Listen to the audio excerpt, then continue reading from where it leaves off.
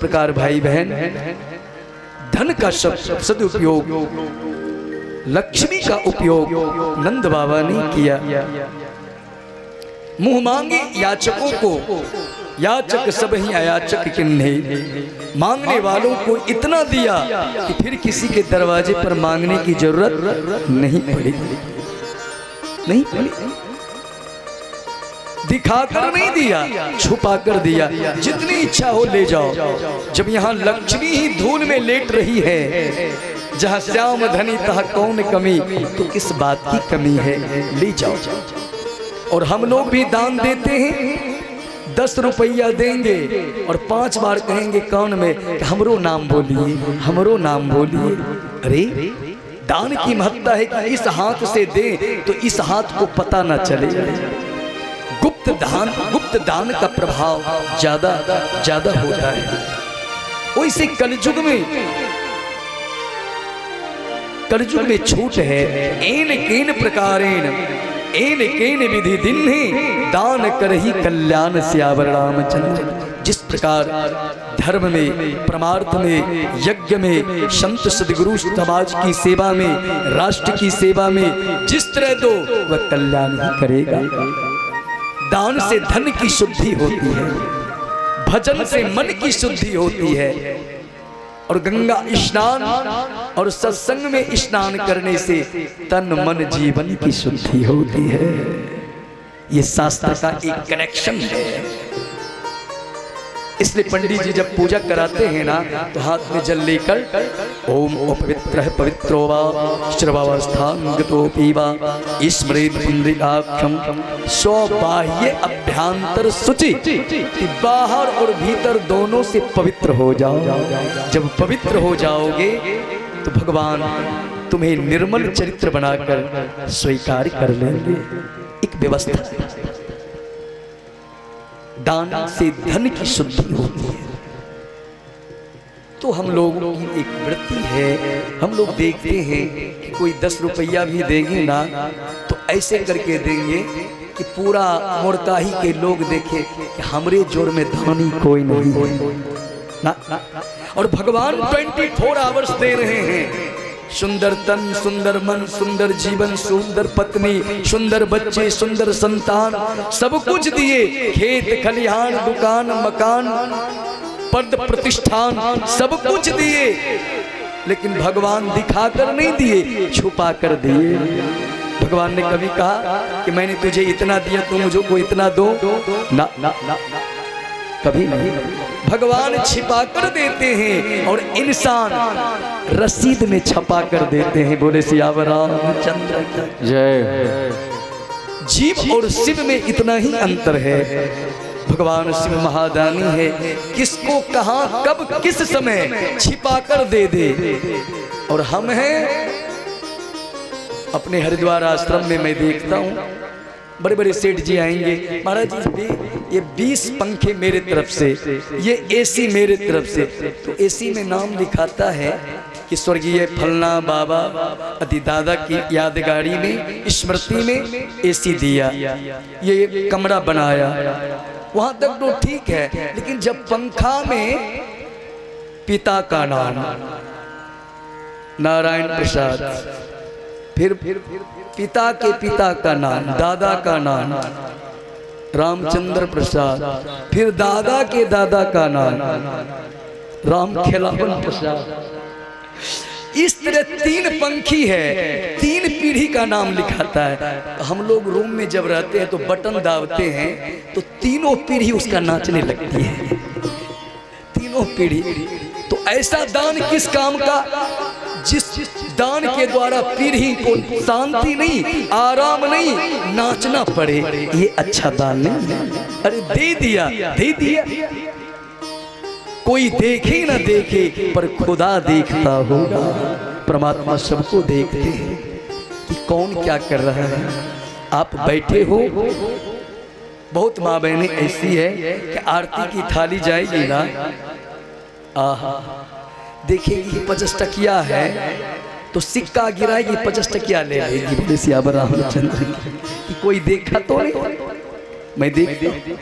और जो बिल्कुल चलने वाला नोट नहीं है, 10 टकिया सरल का नोट देगी और कहेगी कि 9 रुपया घुरा दो, 1 देना चाहते हैं। बोले तो कोई देखे ना देखे, लेकिन भगवान देखते हैं।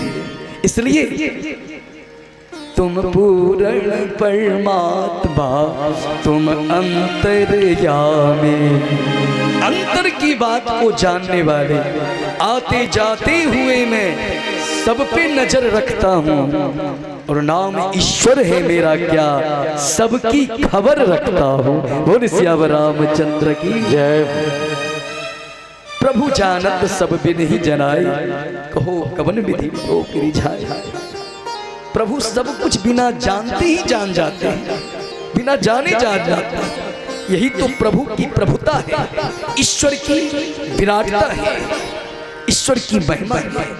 आप बैठे हो, आपके मन में क्या चल रहा है भगवान को पता है। आप किस उद्देश्य से आए हो और कितनी देर बैठोगे हमें भले पता ना हो, वैसे तो मुझे पता चल जाता है, क्योंकि इतने दिनों से बचपन से संत सदगुरुओं की सानिध्य में हूँ। तो एक बार जब मैं नज़र दौड़ाता हूँ तो मुझे ऐसा गैस हो जाता है, श्रोताओं का एड्रेस पता चल जाता है कि कौन श्रोता कब तक टिकने वाला है और कौन श्रोता को क्या क्या क्रीम चाहिए, मुझे पता चल जाता है। कौन मन भुलाने के लिए आया है, कौन समय काटने के लिए आया है, कौन प्रसाद खाने के लिए आया है और कौन आनंद पाने के लिए आया है। थोड़ा बहुत सदगुरु कृपा से गैस हो जाता है, एड्रेस पता चल जाता है। लेकिन परमात्मा तो सारी सृष्टि की स्वामी है, प्रभु जानत सब बिन ही जनाए। भगवान ने कहा, हे अर्जुन, हे पार्थ, ईश्वर सर्वभूतानां हृदय से अर्जुन तिष्ठति। मैं सबों के अंतःकरण हृदय में विद्यमान हूँ। जीवात्मा क्या सोच रहा है, क्या करना चाहता है, मुझसे क्या लेना चाहता है, मांगना चाहता है, वो नहीं भी बोलेगा तो मुझे पता है, मुझे पता है। इसलिए भाई बहन, आप प्रभु के चरणों में जो भी दो, आप ऐसा मत समझो कि भगवान नहीं देखते, भगवान सब देख रहे हैं। श्रद्धा से देना चाहिए, कहीं भी ऐसा मत समझना कि मैं लेने के लिए आपसे कह रहा हूं। प्लीज अलर्ट, नो, ये आपका नेचर पैदा हो जाए, एक स्वभाव पैदा हो जाए। संत सदगुरु धर्म, सनातन धर्म के लिए, संस्कृति के रक्षण के लिए, समाज और राष्ट्र मंगल के लिए, मंदिर और सत्संग के लिए अगर अपने नेक कमाई का धन कुछ अंश के रूप में जा रहा हो तो सहर्ष उसे अर्पण करना चाहिए। तेरा तुझको अर्पण क्या लागे मेरा, ओम जय जगदीश।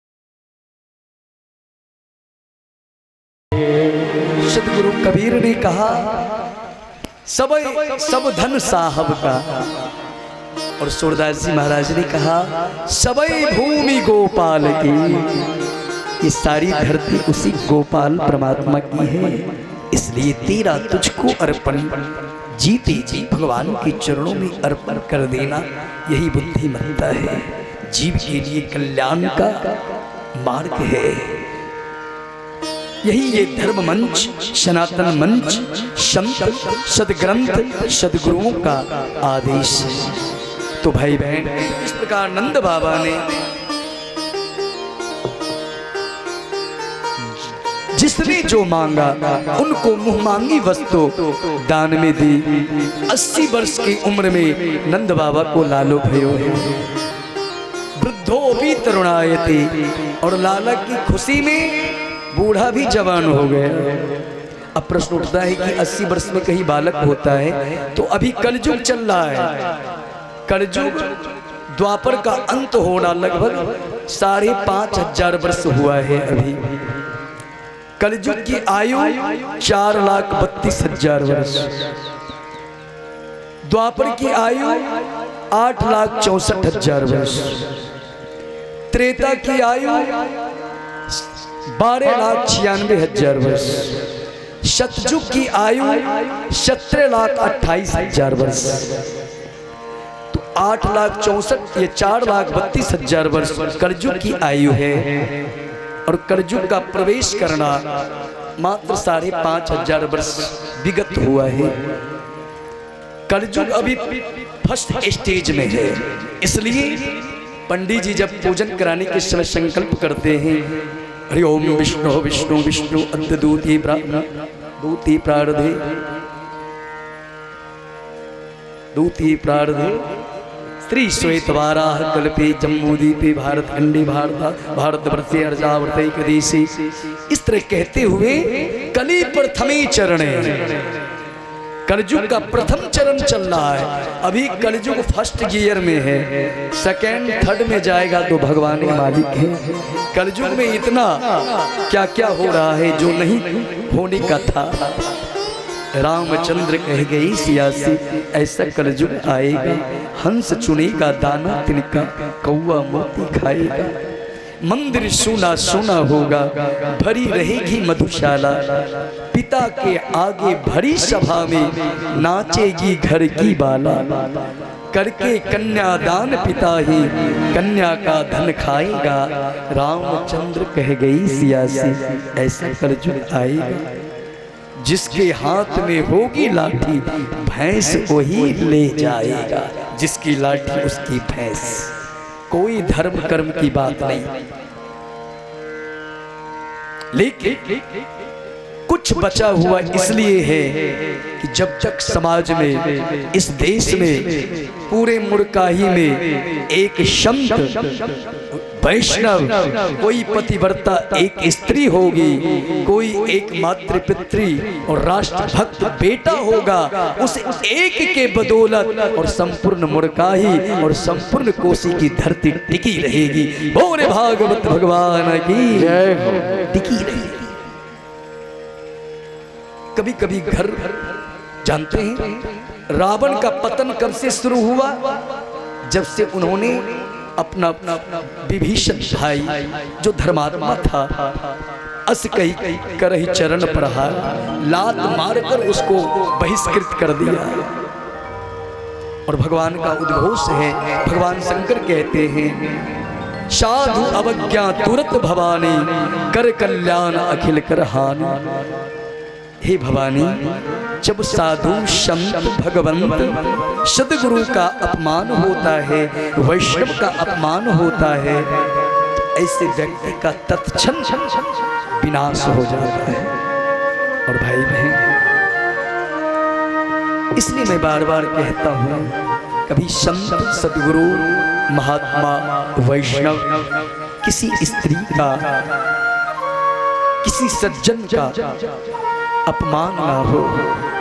वैसे कलयुग का वातावरण चल रहा है, अच्छी बातें जल्दी भाती नहीं है लोगों को, लेकिन फिर भी कहीं ना कहीं धर्म की किरण है लोगों के अंदर। 100 में से 2% जिसके द्वारा परिवार, समाज, प्रखंड, जिला, राज्य, कंट्री, देश चल रहा है। तो भाई बहन, इस प्रकार आइए आगे की कथा में प्रवेश करते हैं। जसोदा मैया बार बार लाला का मुंह देखने आती है। चारों तरफ उत्सव मनाया जा रहा है, दान पुण्य दान धर्म किया जा रहा है। देव देवांगनाएं सबके संग, ए सखी आओ आओ स्तृणु सखी कौतुकम एकम नंदनी के तांगने मया दृष्टम धूल धुसृतांगे नृत्यति वेदांत सिद्धांतः यन्मित्रं प्रमानंदम पूर्ण ब्रह्म सनातनम अहो भाग्यम अहो भाग्यम। कैसा अहो भाग्य है, ब्रह्म बालक ही प्रकट हुआ है, उनका दर्शन करने के लिए चले जाए। और जसोदा मैया उस उत्सव के बीच ललना को पलना पे तेल फुलेल काजल टीका लगाकर कनिष्ठ का उंगली में दांत काटकर कि नजर न लग जाए, हाय रे हाय।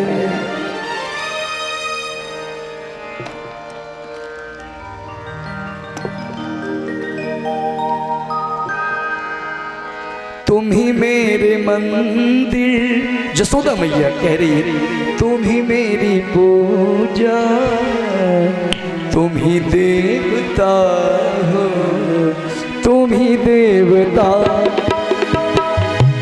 तुम ही मेरे मंदिर, तुम ही मेरी माता, तुम ही देवता हो, तुम ही देवता हो।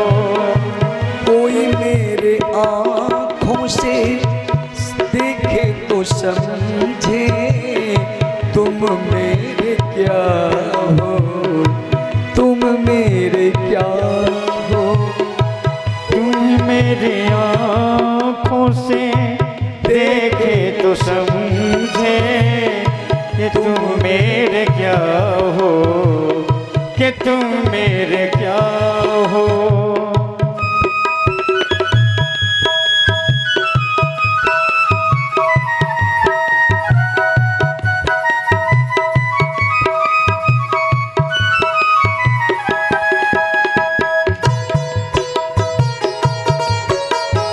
हे गोविंद,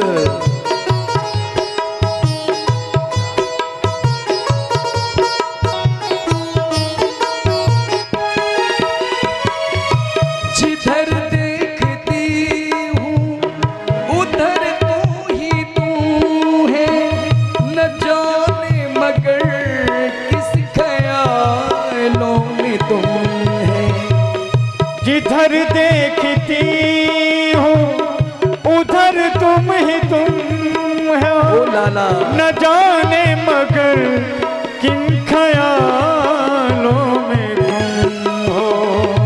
मुझे देख कर तुम जरा मुस्कुरा दो, मुझे देख कर तुम जरा मुस्कुरा दो, नहीं तो मैं समझोगे मुझसे खपा हो, नहीं तो मैं समझोगे मुझसे खपा।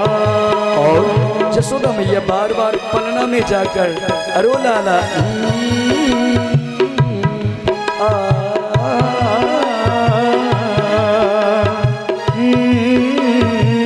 लोरिया गाती है। बहुत रात बीती चलो मैं सुला दूं, पवन छेड़े सरगम में लोरी सुना दूं। हो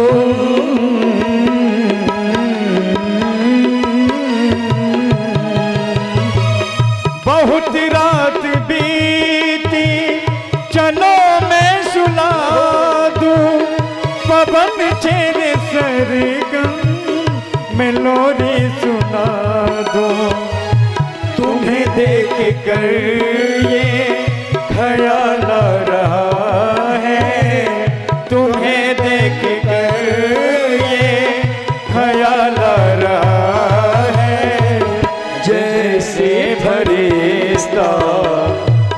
कोई सो रहा है कि जैसे फरिश्ता कोई सो रहा है।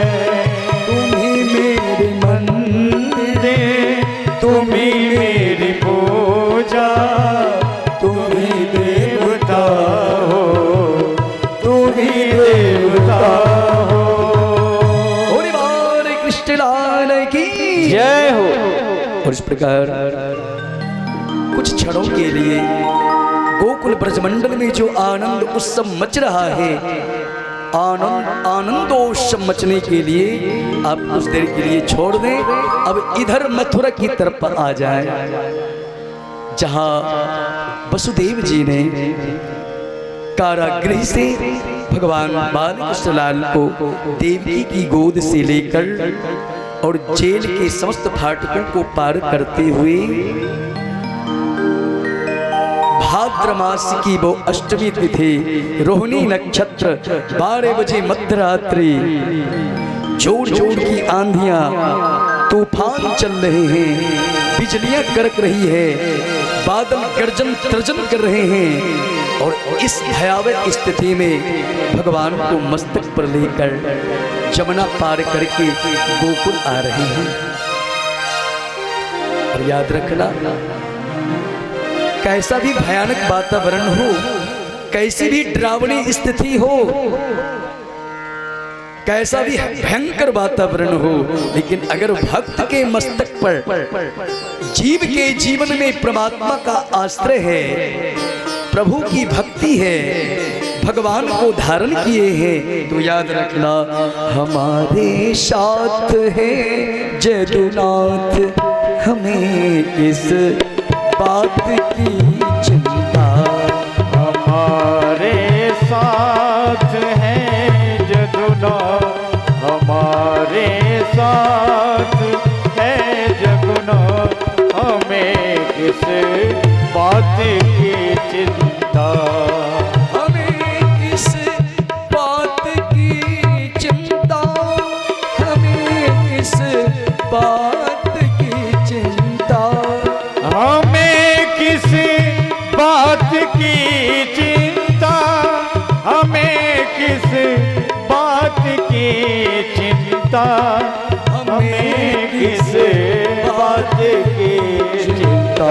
और इन्हें अपना बनाया नाथ, इन्हें अपना बनाया नाथ, हमें किस बात की चिंता।